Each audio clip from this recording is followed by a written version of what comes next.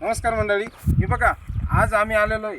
हे जे मंदिर आहे आपण बघू शकताय, हे मंदिर या ठिकाणी कानिफनाथांचं वास्तव्य झालेलं आहे. तर बघा मी पहिलं सर्वप्रथम तुम्हाला सांगतो इकडे यायचं कसं. तर समोर दिसतोय दुधेश्वरगड. बघा झूम करून दाखवा त्यांना दुधेश्वरगड जाऊन आल्यानंतर इथं खाली गगनगिरी महाराजांचं एक नवीन मंदिर बांधलेलं आहे. गगनगिरी महाराजांचं पण इथं 2004 साली तिथून या लेफ्ट साईडनं आल्यानंतर हे बघा रस्ता तिथं आहे. तिथून लेफ्ट साईडनं या जंगलातून यायचं आहे आणि या जंगलातून चालत आल्यानंतर हे बघा ही जी आहे ती झूम करून दाखवते अशी मेंढवण आणि निमगाव जाळी शिव या शिवेनं आल्यानंतर हा डोंगर माथा चढून आल्यानंतर हे बघा अशा पद्धतीने आपण इकडे यायचे आणि इकडे दाखवा. आता पटपट दाखवा मध्ये स्पेस नका म्हणून. हे बघा हेच ते मंदिर तुम्हाला आम्ही ज्याच्याविषयी माहिती सांगणार होतो. तर या ठिकाणी पूर्वी नवनाथाच्या 9व्या ग्रंथामध्ये वरतून दाखव नवनाथाच्या 9व्या ग्रंथामध्ये उल्लेख आहे की या परिसराला कनक नगरी परिसर म्हटलेलं आहे.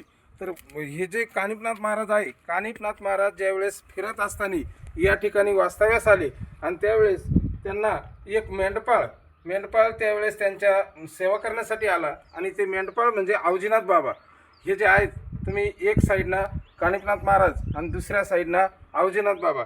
तर याच ठिकाणी अवजीनाथ बाबांना गाया वळत असताना त्यांची आणि नाथांनी दीक्षा दिलेली. आणि जे आपण जे लोहाऱ्यामध्ये अवजीनाथ बाबाचं जे मंदिर आहे त्यांची समाधी तिथं, तर त्यांना याच ठिकाणी दीक्षा दिलेली. हेच ते ठिकाण. आणि बघा या ठिकाणी इथं लोहार आणि हे मेंढवण गाव, हे लोहारी मेंढवणची शिव आहे किंवा मेंढवणचं असेल देवस्थान मला माहीत नाही आहे, परंतु लोहारा आणि मेंढवण. आणि बघा हे स्थानिक नागरिकांनी 19/11/1987 साली हे मंदिर उभारलेलं आहे.